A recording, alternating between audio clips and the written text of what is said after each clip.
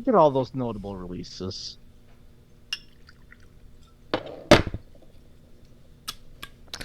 Greetings and welcome to Old Drunken Discography. Where all friends and fans come together to BS, argue, occasionally agree, and discuss a musical artist. Today's musical artist is Creed. This was Bill's pick. Thank you, Bill. That's No Bill. problem. He's up top. Oh yeah. Below him is Tim. I'm here. And down there named Sneaks, that's Mike. He's our special guest. Stepping in to help Bill out here. And we're talking Creed. If you like this content, please be sure to hit the thumbs up. Really helps the channel out. Consider subscribing to follow along with us. We're a playlist link channel. Click the playlist, sort us by that. You see all the bands that we covered, all those wonderful, great bands that we've covered. Help us reach our goal of 690 subscribers. It really helps us out. Once we hit that, I'll tell you the significance of that number. It's greatly appreciated. We have a Patreon, a lot of cool perks. Yada, yada, yada. Stick around. We're doing top songs at the end. We're going to talk about the artwork. Yeah, that's it. Let's just jump right into this. My Own Prison. Well, I guess we got to do our history. I always forget about that. Briefly, my history with this band, relationship. I was there when this album came out. I remember these singles. I remember MTV and the radio. I worked at a CD warehouse when Human Clay came out, and I sold so many copies of that damn CD to people. But I've never listened to any of these records until now. So that's my history. A brand new discography for me. Yeah, much like Jason, I was there too. This album came out the year after I graduated high school. I was had already been in a band and playing shows for like 5 years or so. I, I was working the scene, and so yeah, was definitely aware of what was going on the Gulf Coast. I ended up seeing them in the streets of Mobile, Alabama, in 1998, and it was actually at the show I got kicked in the teeth, and my teeth have been crooked ever since. So thanks, Creed. This one will be personal. Um, and then they were just everywhere. That was the year they had their From big the late 90s into the mid 2000s, and then no, I've followed this career since day one. Like well, not not by choice, but I've known about them the whole time. that was their big year. They had the Alice Cooper cover on The Faculty. They covered Right. She's 18. I Yeah. remember that. I can't tell that Yep. story of when I saw that in theaters on YouTube because, well, I just can't tell that story. But I was there.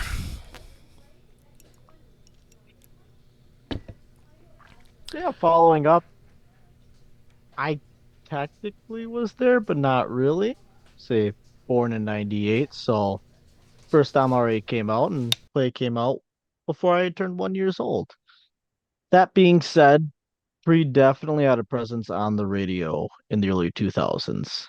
Uh, Basically just about any radio pop or radio rock station you listen to, at least one Creed song was going to come on at least once every 2 hours. Basically, it was almost a guarantee.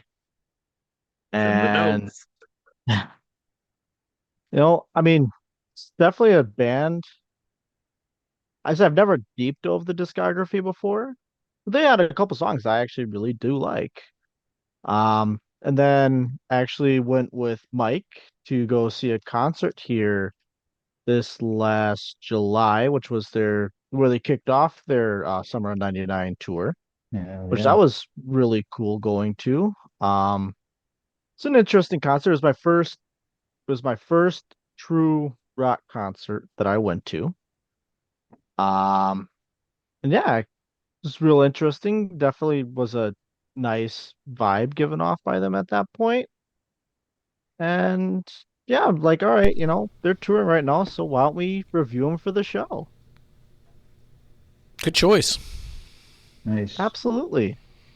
They seem to be spiking in They popularity yeah these they've days. had a resurgence here recently. Yeah. All right, what about you, Mike? What's your relationship with Creed? All right.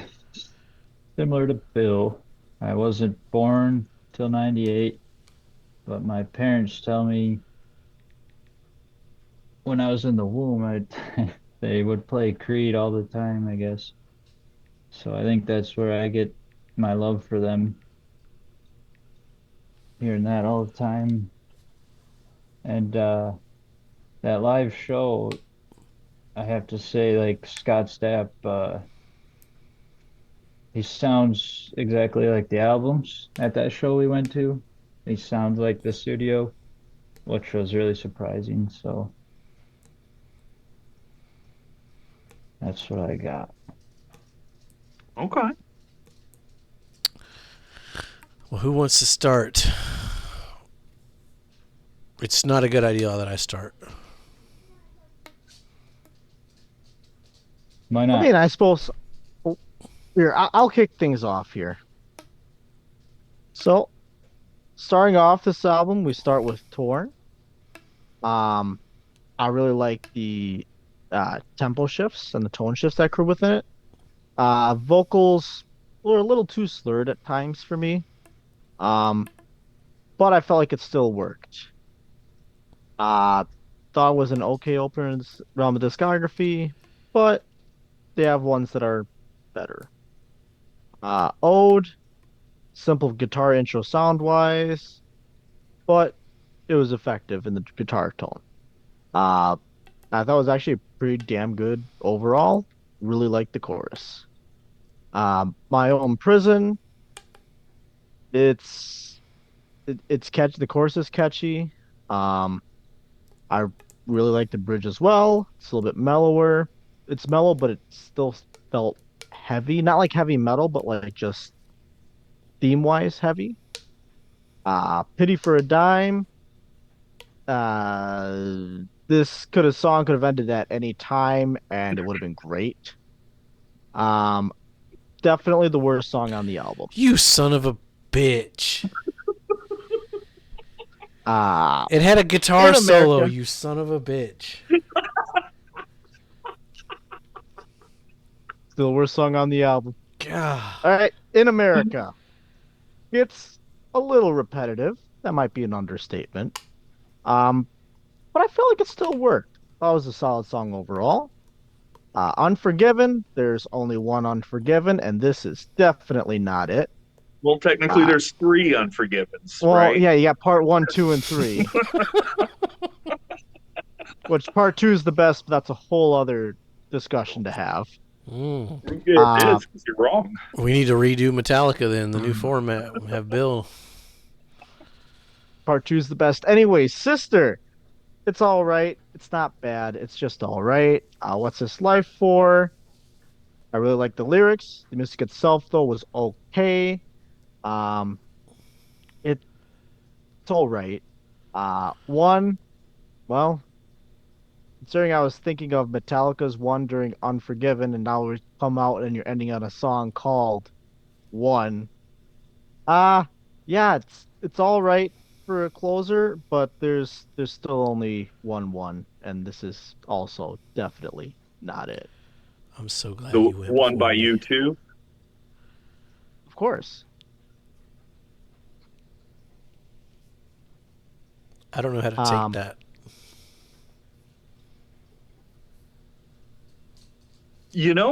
I'll go next. My notes are pretty close to Bill's for a lot of this.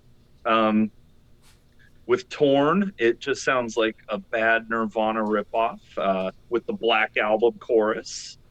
It made me think hashtag Bush for Bros. I hate the guitar tone. The riff is okay. Top song.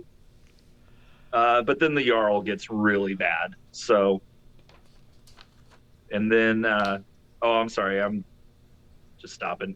Ode, I've got Alice in Chains much.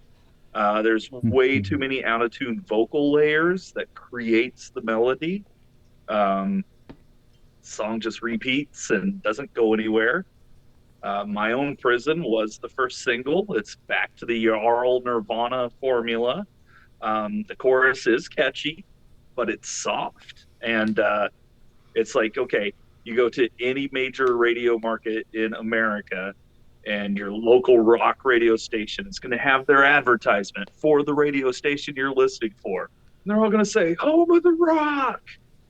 And then they're going to play this or some other song that starts with an acoustic song, with an acoustic guitar. Um, yeah. Um, Penny for a Dime. My notes say terrible. Please let this be the worst. In America, like every song has already kind of started sounding the same. Um, and yeah, it's like real red rock, mid tempo, basic stuff. It's, yeah. Illusion, super generic. They do try to throw a Slayer riff in the middle of it, but it sounds like you can't quite play it. Um, and then it's like, yeah, it's like trying to be heavy, but it's just not. Um, and then yeah, Unforgiven, but it just ends up being a Nickelback song. Um, Sister kind of has like a Red Hot Chili Peppers meets Guns N' Roses meets Stone Temple Pilots feel, and then it all just ends up sounding like Nickelback. What's This Life For? You're listening to the Home of the Rock. And then one, okay, my notes say, okay, that's two Metallica songs now, and yet they both sound like Nickelback. And then, can he say Another Brother again for me? And then doing some research, Scott Stapp says One is their worst song. So take that for what you want. Yeah, the mid to late 90s rock radio after the death of Kurt Cobain kept trying to find the new Kurt Cobain. And every band started doing the same formula where Bush and Puddle of Mud and Creed and Nickelback and, just a whole Breaking Benjamin, like a whole host of bands all just started doing the formula. And Creed is right there with them. Yeah.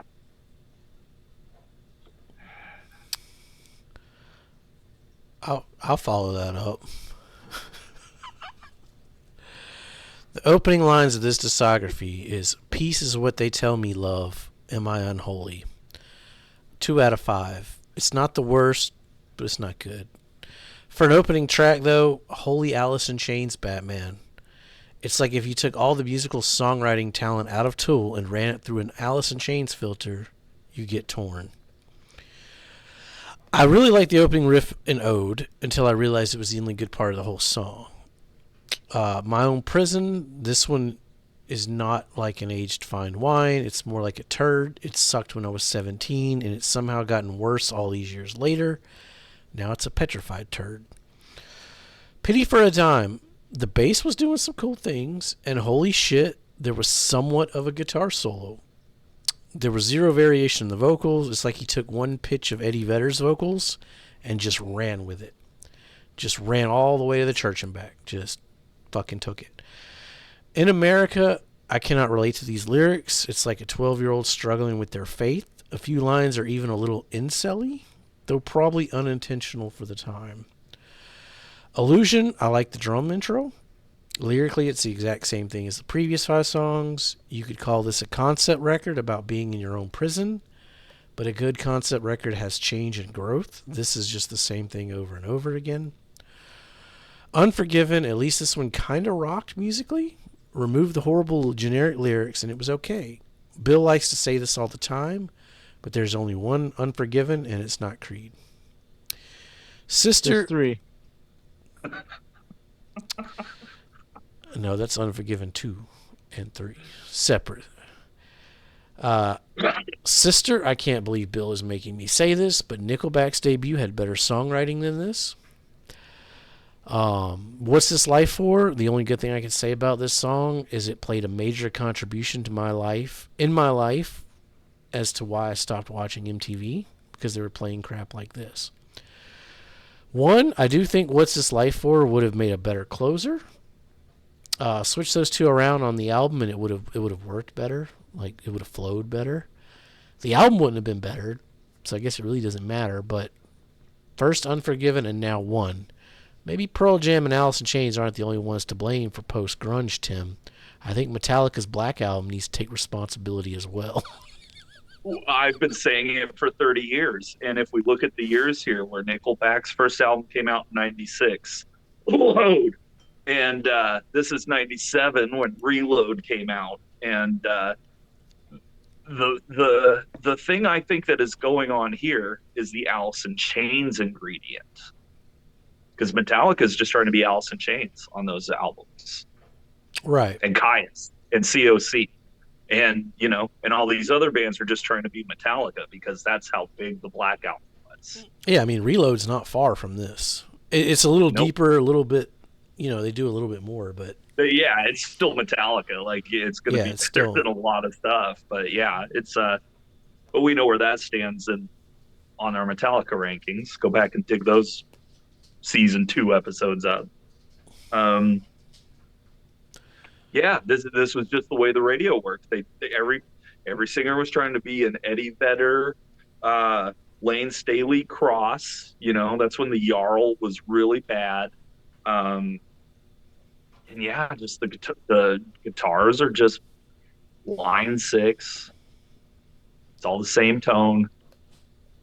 Mark Tremonti knows how to play guitar. He does a lot of the same things on these songs, so they all kind of start with that arpeggiated, chord in the intro, and then he tries to do like a basic, like maybe like E riff, then he hits like 2 notes. Now I did learn that this was an independently released record. Like, they're not on a major label at this point, so that's But you remember they had all kinds of radio support on the Gulf Coast. Oh yeah. I mean, we're from the south, enough to so get it re-released on a label. Yeah, we're down there in that 3 Doors Down territory. Yeah, literally.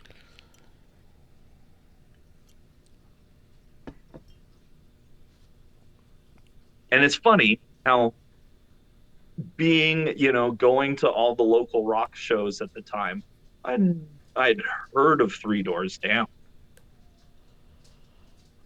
Yeah, but next thing I know, Creed's just being played every hour on the hour. What about you, Mike? My question is, how can you compare them to Nirvana? I don't think they sound similar at all. I know they're both grunge, but well, okay, so what is grunge, right? Usually that means like it's kind of like a melodic verse and a loud chorus where you kick in the extra distortion, and theoretically you're supposed to be playing like, kind of basic punk rock riffs, but you play them aggressively. Whereas this isn't either.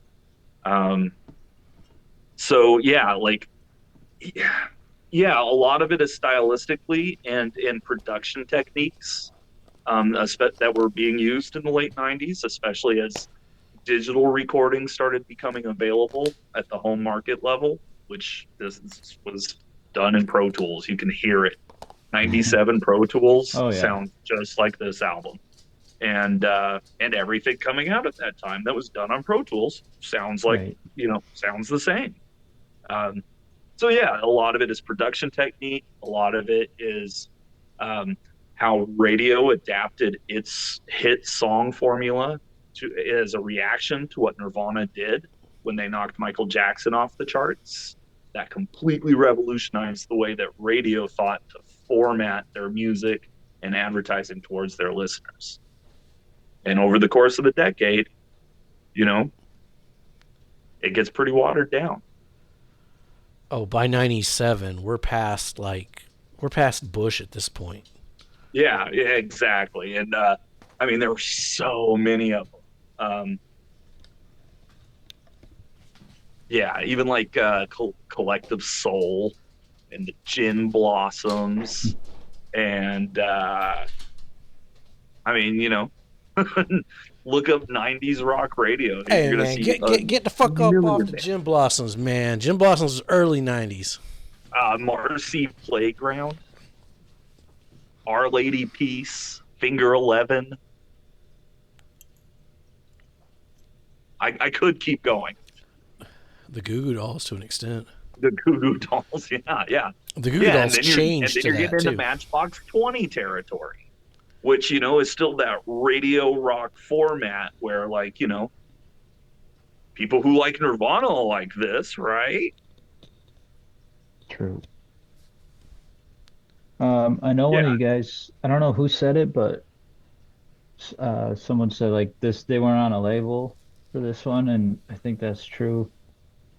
And they're all written by Scott and Mark. And which to I think is pretty compare, consistent throughout the discography. Yeah, I think they're the two principal sure, songwriters. Yeah, yeah, but I think Nickelback has a lot of, I don't like ghostwriters, I think that's what I call them. they do And start you're, creeping in. Yes, Oh yeah, yeah. they yes, they get to that point.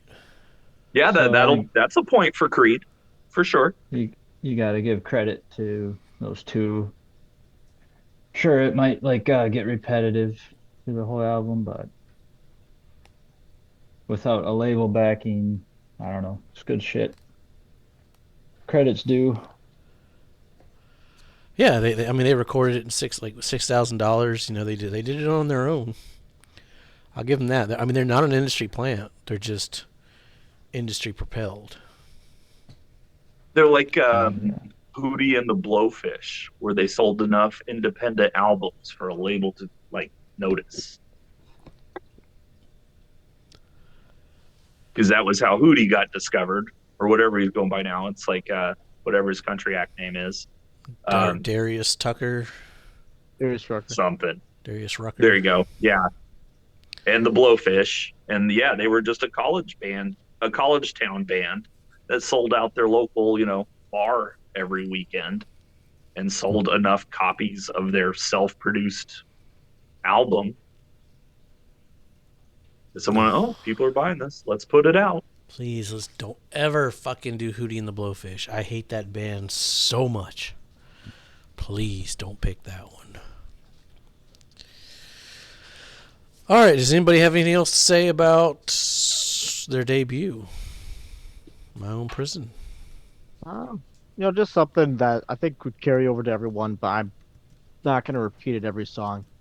I think if the Creed song would only last half as long as they do, it would help them a lot. Just because I feel like a lot of times they're needlessly dragging out the song. It's not Well, because I want the song to end quicker, but because it's like, okay, we don't need to repeat the two-word chorus 12 times again. I mean, it's interesting because we're in the middle of Black Sabbath, or we're starting Black Sabbath.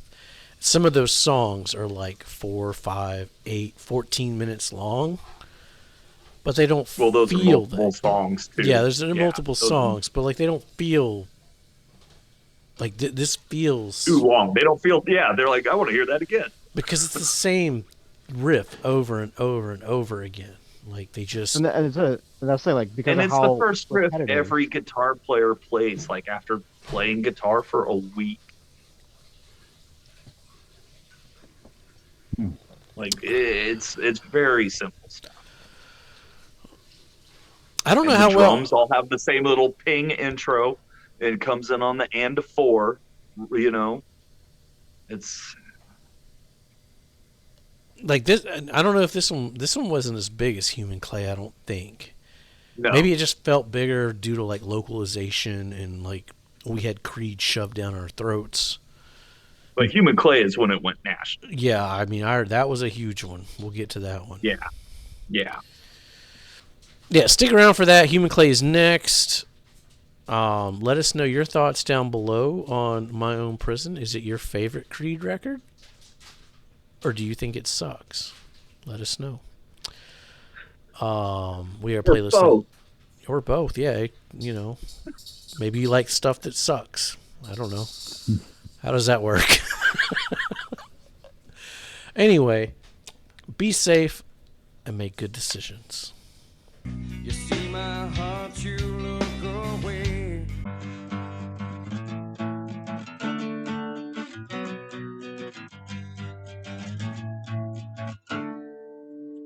And then you go a little woo, and then a little whoop, whoop, whoop, whoop, whoop, and then it's all, and then you're ready to go again.